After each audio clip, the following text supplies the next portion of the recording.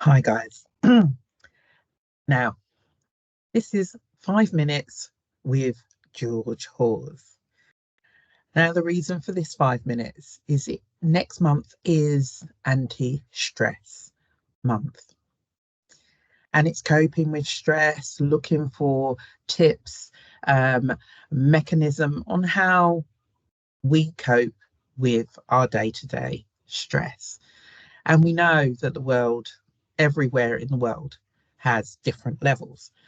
But it's looking at how we can get healthy tips and how we can reach out, who we can talk to, and in general, how we can help ourselves.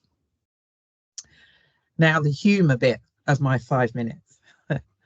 So, the general things on coping with stress is, try eating healthily, exercise regularly, get plenty of sleep. I'm always met with these top three, and I could literally make a paper mache house out of the leaflets that people have given me about diets and slimming programs and clubs that I can join, and how dieting with somebody else will help me. Going to a gym, and meeting like-minded people.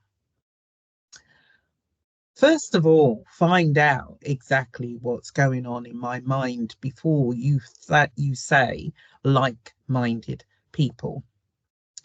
And as much as I'm a woman with a few more extra curves than yourself, please find out if that's because of 2 or 3 more cakes than I necessarily needed to eat.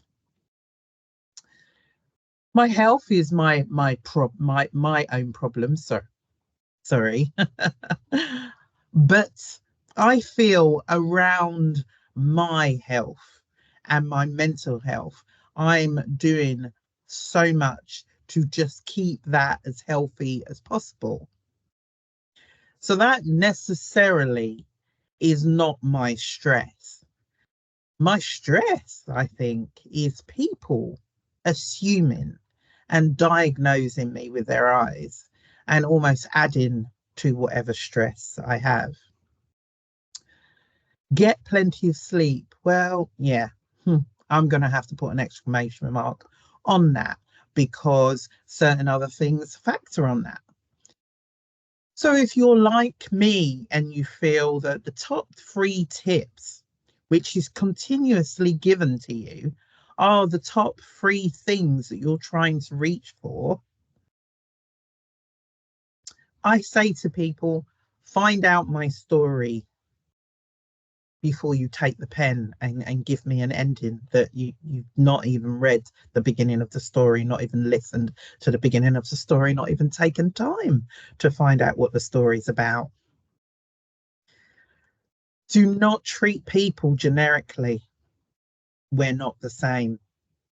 As much as we might collectively be in a room with people that are also stressed out, we all have our individual story and we will all share it at the level that we're comfortable to share it at.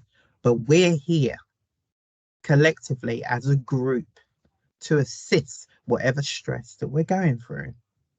We're here to listen and then maybe take away some things that might help us. But it's not up to that individual to look at that person and say, yeah, I know. You don't know unless that person shares it. It might be similar, but you really, really don't know their story until they tell you. And for those of you going through that stress, I do use humor. I shouldn't do. I know that it's a bit naughty, but I use humor sometimes when I go into the room and I think to myself, I'm going to make lots of money here because I'm going to think to myself, I know in that room will be somebody that will talk to me about weight loss, yoga, all sorts of different things to bring that down, really. So I say to people, if your situation is stressing you out, or people are stressing you out because they're assuming that you're going through something, almost I find a place where I feel that doesn't go in to the point of it makes it more stressful. I know it's coming. I know that people are going to have their opinions, but I don't make it's not porous. It doesn't go in anymore, because if you're expecting it and you're not surprised, then it shouldn't stress you out. You continue on your own journey of how you look at things and you think to yourself, why is it leaving you with that emotion? I do recommend finding someone to talk to, sharing exactly what's going on, someone who will listen.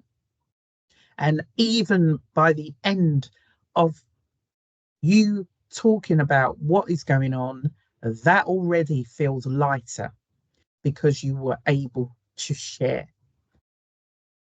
If you can't find somebody close to you to share, then there are avenues in regards to time to talk and professionals that are there to hear and listen. But find somebody to share what you're going through. And that's the first steps, is being able to alleviate what is going on.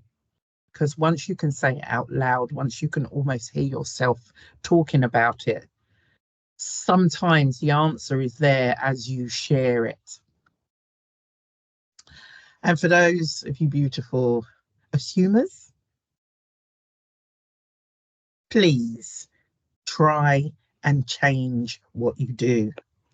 I know your heart is full, and I know you are all full of great love and want to be supportive, but you're not if you don't know that person's full story.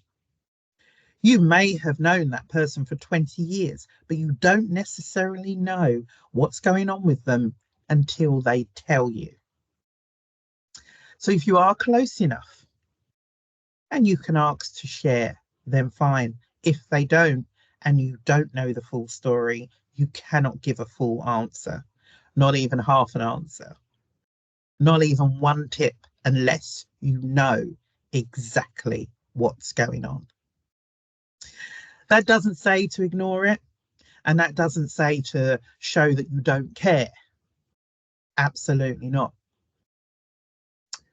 But just be mindful on giving solutions when you fully don't know what the problem is. Thank you. And I do hope I've kept within my 5 minutes. And if not, I do apologise.